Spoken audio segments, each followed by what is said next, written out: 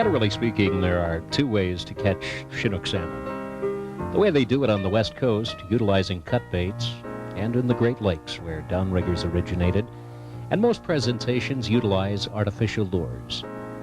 Which works best? Well, before you decide, watch what follows as we pick up North Dakota salmon expert Lee Claprod at the dock and utilize West Coast bait tactics with downriggers on North Dakota's Lake Sakakawea. Incidentally, the Missouri River is the nation's newest salmon fishery. Both Lake Sakakawea in North Dakota and Oahe in South Dakota currently have mature age classes of Chinook salmon. And our guest, Lee Claprod, lives in Bismarck, North Dakota. Like many Dakota anglers, Lee began by borrowing techniques that had been utilized in the Great Lakes, until he met and fished with expert West Coast angler Tom Davis. He's a maker of the Rise Davis teaser lure, and that uses herring strip in it.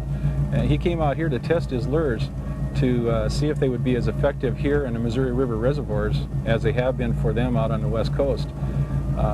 We spent a week fishing with Tom when he was here, and it was just absolutely incredible. The fellow has tremendous knowledge on salmon and salmon fishing.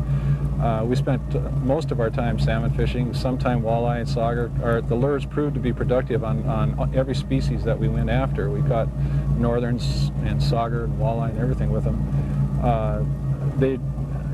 Tom's influence was, really got me started in this, and I guess I've encouraged other people to try using the herring strip because I have a lot of confidence in them. They've got most of the key ingredients that cause or that trigger the strike response in fish. It's got the taste, the scent, and the color and action.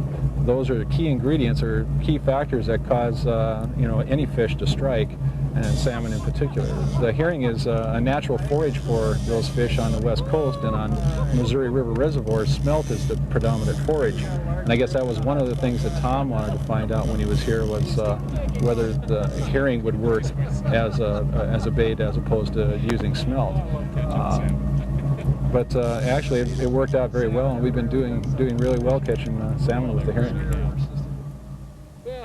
Can you imagine a walleye doing that? No.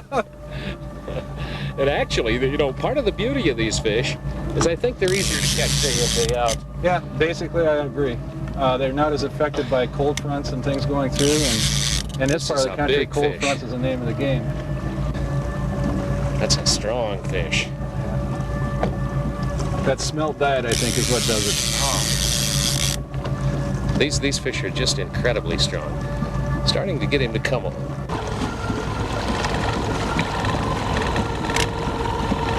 Fish are still strong. Whoa! We can land that way. See if I can do better than you did, Tony. All right. Notice how much easier I go. There are several key factors to consider when you use cut bait. First, you can fish it with or without an attractor, such as a dodger or flasher.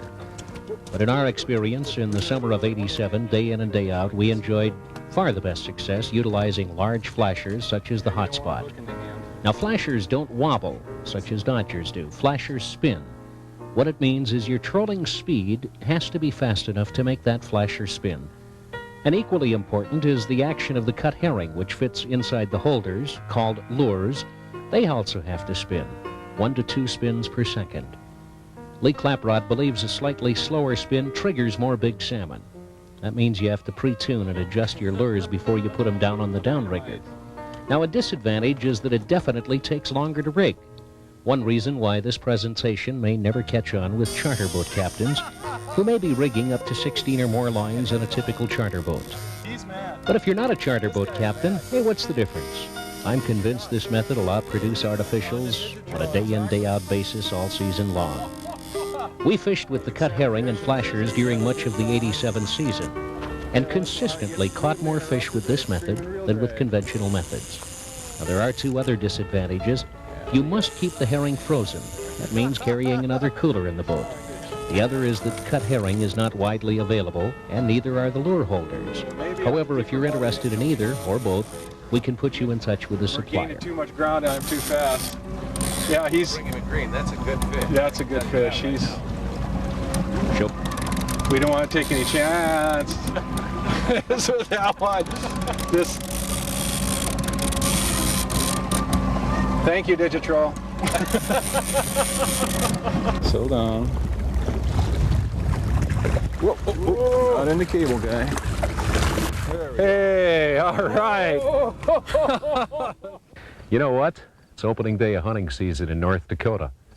But we're not talking a hunting season many of you take advantage of, and that's too bad, because today we're going to be hunting a game bird that is so abundant in North Dakota and so lightly hunted, and yet it's the